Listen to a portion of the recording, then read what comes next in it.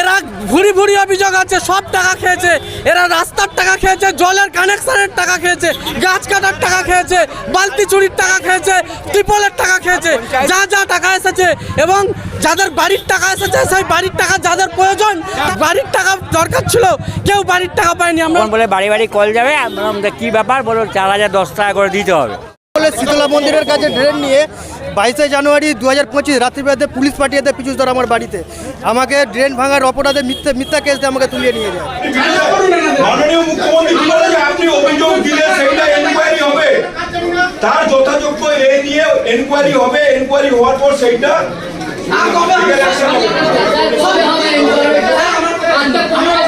This channel does not promote any violent, harmful or illegal activities. All content provided by this channel is meant for an educational purpose only.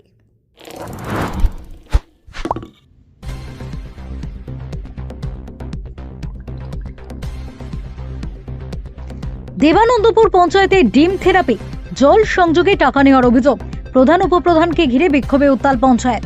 Chuchura বিধানসভার অন্তর্গত দেবানন্দপুর পঞ্চায়েতে মঙ্গলবার দেখা গেল এক বিরল দৃশ্য। অভিযোগের পাহাড়, বিক্ষোভের ঝড় আর তার মাঝে ডিম থেরাপি। জল সংযোগ, রাস্তা ও নিকাশি ব্যবস্থা নিয়ে ক্ষুব্ধ গ্রামবাসীদের বিক্ষোভ ঘিরে তুমুল উত্তেজনা ছড়ালো পঞ্চায়েত কার্যালয়ে। স্থানীয় বাসিন্দাদের অভিযোগ, বাড়িতে পানীয় জলের সংযোগ দেওয়ার নামে বহু বছর আগে পরিবার পিছু 4 থেকে 5,000 টাকা করে নেওয়া হলেও এখনো বহু পরিবার নিয়মিত জল পরিষেবা থেকে বঞ্চিত। শুধু জল নয়, এলাকার রাস্তা ও নিকাশি ব্যবস্থার উন্নয়ন নিয়েও একাধিক প্রশ্ন তুলেছেন তারা। মঙ্গলবার সকাল থেকেই পঞ্চায়েত কার্যালয়ের সামনে জড়ো হন শতাধিক বাসিন্দা। বিক্ষোভকারীরা প্রধান ও উপপ্রধানকে ঘিরে ধরে জবাবদিহি দাবি করেন। পরিস্থিতি এতটাই উত্তপ্ত হয়ে ওঠে যে পঞ্চায়েত ভবনের ভিতরে শুরু হয় তুমুল বাকবিতণ্ডা। অভিযোগ, সেই সময় প্রধান উপপ্রধানকে লক্ষ্য করে ডিম ছোড়া হয়। মুহূর্তের মধ্যে উত্তেজনার পারদ চড়ে যায় কয়েক গুণ। গ্রামবাসীদের দাবি শুধু প্রতিশ্রুতি নয়, এবার চাই বাস্তব ফল। তাদের কথায়, পঞ্চায়েত অনৈতিকভাবে জলের জন্য টাকা নিয়েছে, এখন টাকা ফেরত দিতে হবে। এর সাথে সাথে রাস্তার বেহাল অবস্থা, ড্রেনের কাজেও অনিয়ম হয়েছে বলে সন্দেহ। এলাকার মানুষের অভিযোগ, যেখানে রাস্তা দরকার সেখানে রাস্তা হয়নি, রাস্তা হয়েছে উপপ্রধানের দাদার প্লটের উপর।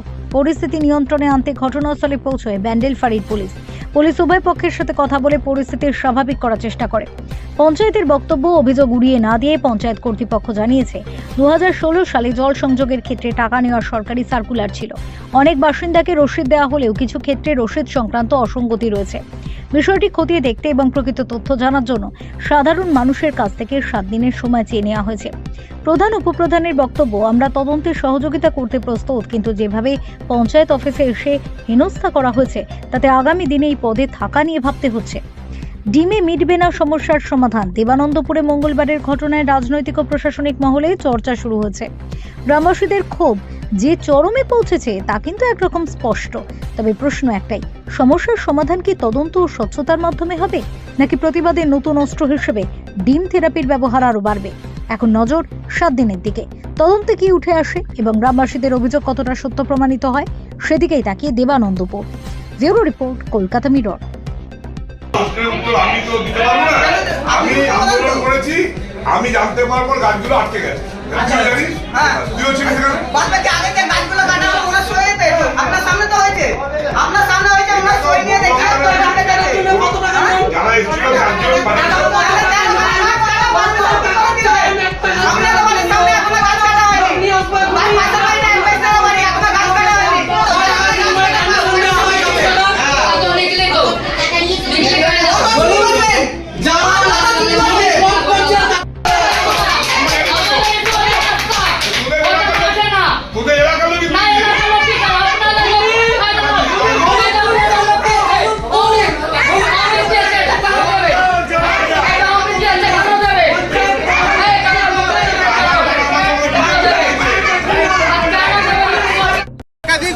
করছিলেন আপনি? এরা এরা এরা ভুরি ভুরি অভিযোগ আছে, সব টাকা খেয়েছে।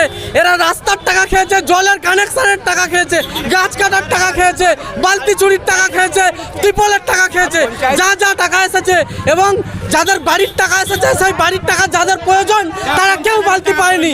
তার যাদের বাড়ির টাকা দরকার ছিল কেউ বাড়ির টাকা পায়নি। আমরা লিস্ট দেখতে চাই যে এরা কাদেরকে বাড়ি দিয়েছে। একজন যদি গাছ কাটার পারমিশন নিতে আসতো তার কাছে 40,000 টাকা 50,000 টাকা দাবি করতো। প্রমোটাররা বাগানের পর বাগান কেটে উড়িয়ে দিয়েছে। এর পারমিশন কে দিয়েছিল জানতে চাই। পঞ্চায়েত কত টাকা নিয়েছে সব আমাদের আজকে ডিটেলস দিতে হবে। প্রত্যেককে জলের কানেকশনের জন্য কারোর দিয়ে 4,000 টাকা, কারোর দিয়ে 5,000 টাকা করে টাকা নিয়েছে। অর্ধেকের বেশি লোককে রসিদ দেয়নি। এদের দেখাতে হবে সেই টাকা পঞ্চায়েতে জমা পড়েছে। অভিযোগ উঠছিল যে সাধারণ মানুষের রাস্তা হয়নি, অথচ প্লটে হ্যাঁ, এই অভিযোগ আমরা আগেও তুলেছি। আমরা রাস্তা নিজেরাও আটকেছি। এরা প্রমোটারদের সাথে সাথ দিয়ে রাস্তা বানায়। যেখানে প্রমোটার আমাদের যে উপপ্রধান আছে, উপপ্রধানের দাদা নিজে প্রমোটার, সে প্রমোটারই করে। আর তার জায়গা এখানে প্লট হয়, ঢালাই হয়ে জায়গা বেশি দামে বিক্রি হয়। আর ঘুরপথে টাকা ঘরে ঢোকে। আর যেখানে মানুষের টাকার দরকার, যে রাস্তার দরকার, সেই জায়গায় রাস্তা মানুষ পায় না। এরকম আমরা চাই, আমাদের সব বিচার একসাথে চাই। আমাদের উপর যা দুর্নীতি হচ্ছে সব হিসাব আজকে ওদের দিতে হবে। সব হিসাব, এতদিন ধরে যা টাকা খেয়েছে সব হিসাব চাই। আমার নাম প্রসেনজিৎ ভর। শীতলা মন্দিরের কাছে ড্রেন নিয়ে 22 জানুয়ারি 2025 রাত্রিবেলাতে পুলিশ পাঠিয়ে দেয় পিচুসদর আমার বাড়িতে। আমাকে ড্রেন ভাঙার অপরাধে মিথ্যা কেস দিয়ে আমাকে তুলিয়ে নিয়ে যায় 22 জানুয়ারি রাত্রিবেলাতে 12টার সময়তে। আর 23 জানুয়ারি এরাই গিয়ে কী করেছে আবার ছাড়িয়ে এনেছে। আমরা জানতে চাই সেই শীতলা মন্দিরের সামনে যে ড্রেন হয়েছে সেই সার্কুলার কার কাছে আছে, সেটা সঠিক কাজ হয়েছে কি হয়নি। ঠিক আছে, আমরা এই সব কিছু যে টাকা ঘোটালা করেছে তার তদন্ত চাই সঠিক। আর হচ্ছে যাদের টাকা নিয়েছে পুকুর বোঝানো থেকে আরম্ভ করে গাছ কাটা, জল লোকের বাড়িতে জলের লাইন নেওয়া, সব টাকা আমরা চাই। সাধারণ জনগণের টাকা যেরকম উঠেছে তারা ফেরত দিচ্ছে। হ্যাঁ, বলেছে ফেরত দেবো। যারা টাকা দিয়েছে তারা বলেছে যে নাম লেখাতে। আমার নাম তন্ময় দাস। আমাদের যখন জলের প্রোগ্রামটা হয় তখন বলে বাড়ি বাড়ি কল যাবে। আমরা কী ব্যাপার, বলো 4,000 10 টাকা করে দিতে হবে। তা আমরা 4,000 10 টাকা নিলাম। এখন যখন সার্কুলার এসছে কেন্দ্রীয় সরকার যে টাকাটা কোনো ব্যাপার নেই, এরা ফলস বিল করে টাকাটা নিয়েছে মানুষের থেকে। আমি কালকে উপপ্রধানকে বললাম পিজুধরকে যে আপনার আমি তো নাম লেখাবো, আমার তো এটা তো সার্কুলারটা দেখান। তখন বলছে না, আপনাকে ডকুমেন্ট দেওয়া হয়েছে। আমি তাহলে যে অর্ডারটা কেন্দ্রীয় সরকার আছে সেই অর্ডারটা আপনি দেখান যে জলের জন্য টাকা নিচ্ছেন। তখন আর কোনো উত্তর দিতে পারেনি। কি বলছে এখন টাকা ফেরত দেবে বলছে? এখন তো আর যাওয়াই যাচ্ছে না। আমাদের কাছে অনেকে বলছে যে আজকে নাকি টাকা ফেরত দেবে বলেছিল। অনেককে বলেছে, আমাদের তা বলে আমাদের নামই লিখতে দেয়নি। আমাকে হলো ডকুমেন্ট পেয়েছেন, নাম লিখ। আমি 54 নম্বর বুথ, বিপ্রদাস মুখার্জি 54 নম্বর বুথ। এলেন কি বলছে, কি বলছে? আজকে তো ওখানে যেতেই পারছি না, ওকে তো ঘেরাও করে রেখে দেওয়া হয়েছে পিজুধরকে আর রুমা পাল প্রধানকে। কি চাইছেন আপনি? আমরা চাইছি যদি সার্কুলার না হয়, আমাদের সার্কুলার দেখা যে কেন্দ্রীয় সরকার অর্ডার আছে জলের জন্য টাকা নেওয়া, আর না হলে টাকা নিয়ে যে টাকা ফেরত দিই। কি নাম আপনার? আমার নাম বিপ্রদাস মুখার্জি, দেবানন্দপুর পঞ্চায়েত 54 নম্বর বুথ। পঞ্চায়েতে আমরা এসেছিলাম, আমাদের 4,000 10 টাকা করে নিয়েছিল কলের জন্য, সেইটা আজকে দেওয়ার কথা। আমাদের বলেছিল দেবে। পঞ্চায়েত থেকে লোক গিয়ে আমাদের বলে এসছে যে 3টের সময় যাবেন, টাকা পয়সা দেওয়া হবে। তা আমরা তার জন্য এসেছি। এখন বলছে দেওয়া হবে না। টাকাগুলো কি এগুলো সরকারি কল আপনারা নিয়েছিলেন? হ্যাঁ, সরকারি কল। যখন কল নিয়েছিলেন তখন প্রশ্ন করেননি যে কিসের টাকা, এত সরকারি? হ্যাঁ, আমরা জিজ্ঞাসা করেছিলাম এটা তো ফ্রি। বললো না, একটা এখন টাকা দিয়ে নেওয়া হচ্ছে, এখন টাকা দিতে হবে 4,000 টাকা করে। কি করবেন 4,000 আজকে পঞ্চায়েত প্রধান কি বলল? বলছে এখন তো আমরা নিইনি, এটা আমাদের ওখানকার সদস্যরা নিয়েছে। এবার তারা এখন স্বীকার করছে না, তাদের ফোন করছে, আসছে না। এবার তাদের এখন কি চাইছেন আপনারা? আমরা কি চাইছি? আমরা টাকা ফেরত চাই। 10 টাকা করে দিয়েছি, 4,010 টাকা। আমার নাম অনিমা রুইদা। পঞ্চায়েতের বিরুদ্ধে এবং আপনাদের বিরুদ্ধে ভুরি অভিযোগ, জলের টাকা নেওয়া থেকে, বাড়ির টাকা নেওয়া থেকে, জমি জায়গা থেকে প্রচুর অভিযোগ উঠছে, গাছ কাটার টাকা। কি বলবেন? দেখুন, বিষয়টা হচ্ছে যেটা, সেটা হচ্ছে যে জল 13-14 অর্থবর্ষে যে জল পিএইচই থেকে স্যাংশন হয়েছিল, মন্ত্রী ছিলেন আমাদের যে মন্ত্রী ছিলেন পঞ্চায়েত মন্ত্রী সুব্রত মুখার্জি, ওনার সময় এটা দেবানন্দপুরে স্যাংশন হয়েছিল। তারপরে এটা পিএইচই যে স্যাংশন হয়েছিল, সেই স্যাংশন হওয়ার পর কিছুটা পাইপলাইন স্যাংশন হয়েছিল, বাকিটা বাড়ির স্যাংশন ছিল না। তখন যে বোর্ড ছিল সেই বোর্ডে ডিসিশন করে পিএইচির হাতে থেকে পঞ্চায়েত হ্যান্ডওভার নেয়। আবার 21 সালে সেটা আবার পঞ্চায়েত থেকে পিএইচির আবার হ্যান্ডওভার নিয়ে নেয়। এখন সেই সময়কার 16 সাল বা 15 সালে যে 4010 টাকা করে নিয়েছিল সেই হিসাবটা নিয়ে এখন এখানে বলছি, কারণ 26 সালে 10 বছর আগেকার ব্যাপারটা তো আমাদের কাছে এক্ষুনি আমরা দিতে পারবো না। অডিটের যে কাগজপত্র আছে সেগুলো আমরা বলেছি 7 দিন পরে আপনারা আসবেন, যাদের যাদের কাছে নিয়েছে তাদের নাম আছে কিনা, রেজিস্টারের নাম আছে কিনা, বা পিএইচির সাথে কোনো পিএইচি পঞ্চায়েতকে দায়িত্ব দিয়েছিল কিনা, দায়িত্ব বা পিএইচি নিয়েছে কিনা, এগুলো আপনারা জানতে পারবেন। কারণ টাকা পয়সা তো এইভাবে আমরা বলতে পারবো না করি যে এই বোর্ডে আমরা 23 সালে মনে করি প্রধান বোধ হয়েছে, কিন্তু আমি সেটা বলতে পারবো না যে 16 সালে টোটাল ব্যাপারটা হিসাব কিতাবটা কী আছে। কেউ যদি আরটিআই করে সেও জানতে পারবে। এটা হচ্ছে জলের বিষয়। সেই মানুষগুলো বলছে যে তাহলে 21 সালে ফ্রি হলো কী করে। আমি যতটুকু জানি জল জীবন মিশন যখন হলো 21 সাল থেকে কোনো কানেকশান চার্জ বা কিছু পিএইচি নিতে পারে না, সেটা ফ্রি অফ কস্টে কালো পাইপ দিয়ে।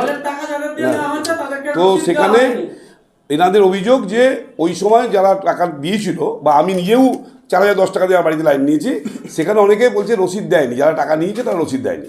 সেটা পাবলিকের অভিযোগ। আমরা বলেছি যদি এরকম হয়ে থাকে, আপনাদের নাম এন লিস্টে নেই বা আপনাদের নাম খাতায় আমাদের অডিটের মধ্যে নেই, তাহলে আমরা সেটা চেক করে দেখব। যারা গিয়ে বাড়ি থেকে আপনার টাকা নিয়ে এসেছে তারা সেটা ড্রাইভার নেবে। কিন্তু পঞ্চায়েতকে যে সিস্টেমে এখানে হয়েছে সেই সিস্টেমটা আমি এখন বসে এটা বলতে পারবো। 16 সালেরটা এক্ষুনি আমি সব বলে দিতে পারবো না। মানে তখন কি যে টাকাটা নেওয়া হয়েছিল সেটাকে অনৈতিকভাবে নেওয়া হয়েছিল না? সেটা আমি যতটুকু জানি পিএইচির সাথে পঞ্চায়েতের মানে হ্যান্ডওভারের পর একটা পঞ্চায়েত আইন করে, যেটা পঞ্চায়েতের পঞ্চায়েতের ল করে বোর্ড মিটিংয়ে এটা ডিসিশন করে নিয়েছিল সেই বোর্ড। মানে এই টাকাটা কি সরকারিভাবে নেওয়া হয়েছিল? হ্যাঁ, মানে পঞ্চায়েতের মাধ্যমে ওই ছাপিয়ে নিয়েছে বিল ছাপিয়ে। যারা রসিদ পায়নি তাদের টাকাটা তাহলে কোথায় গেল? তাদের খাতাটা আমরা বলেছি, তাদের খাতা চেক করে দেখবো, যেগুলো অভিযোগ এসছে, যাদের নামে অভিযোগ এসছে সেগুলো চেক করে দেখা হবে, সেটা আমাদের খাতায় আছে কি নেই সেটা আমরা জানাবো তাদেরকে। তার মানে যাদের রসিদ দেওয়া হয়নি সেই টাকাগুলো তো বেহিসাবি হয়ে গেল। না, রসিদ দেওয়া হয়নি বলতে কানেকশন দিয়েছে, সেটা আদেও রসিদটা দেওয়া হয়েছে কি হয়নি, বা আমাদের খাতায় সেই নামগুলো উঠেছে কিনা, বা পিএইচিকে সেটা হ্যান্ডওভার করা হয়েছে কিনা, সেটা আমাদের দেখতে হবে। এগুলো যদি অনৈতিক হয় বা কারো বেআইনি হয় তাহলে কি করবে? তাহলে এটা আইনত ব্যবস্থা নেওয়া হবে যারা ওই অনৈতিক করেছে। বাকি যাদের কিছু লোককে আপনি নাকি বলেছেন টাকা ফেরত হবে, না, টাকা ফেরতের কথা আমি বলিনি, কারণ যেটা আমি আইনে জানি দিতে পারবে না, কারণ টাকা ফেরতের কোনো ব্যাপার নেই। কিন্তু বলা হচ্ছে যে যারা নিয়েছে তারা যদি অনৈতিকভাবে নিয়ে থাকে তারা ফেরত দেবে।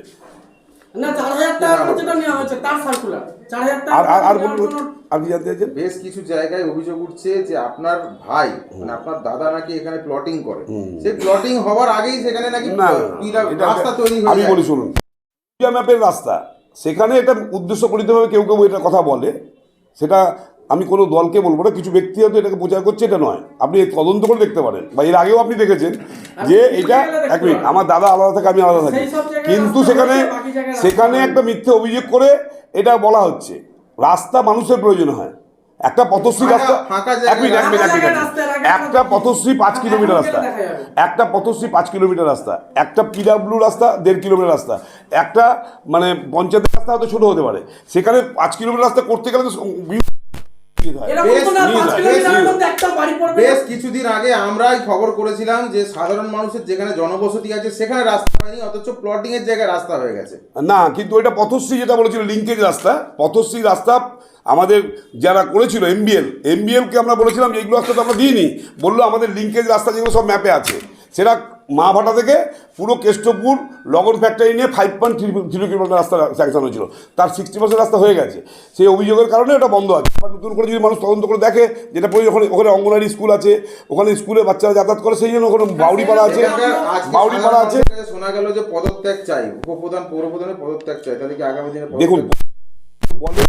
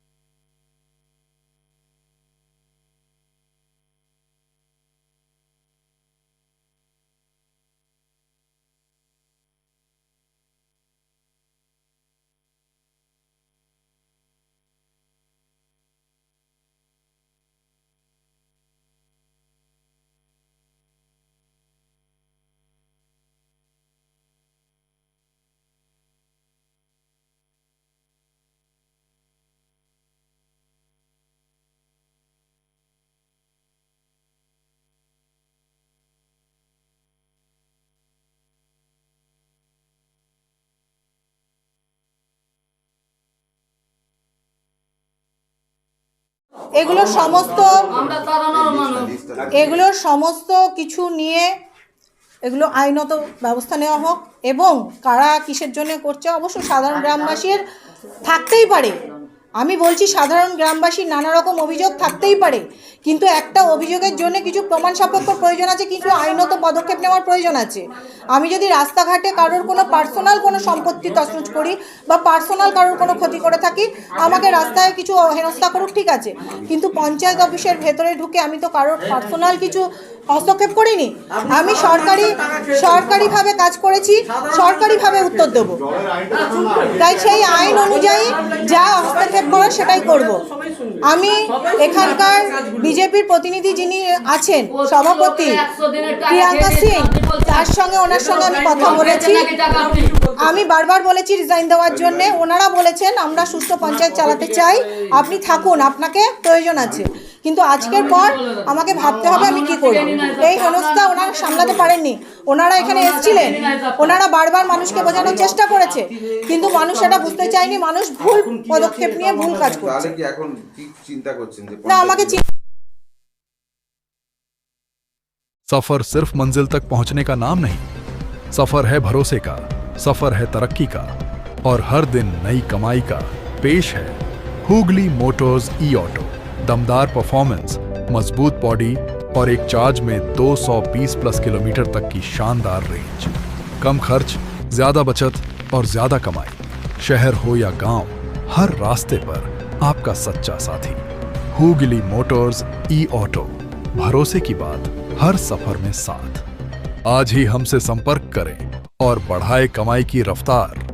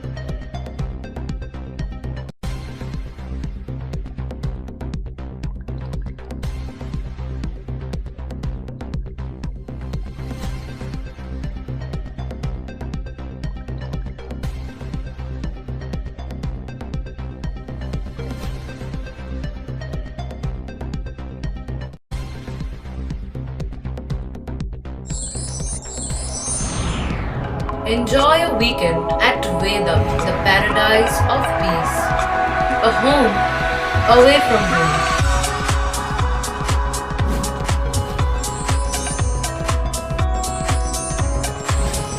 See yourself resonating with the nature.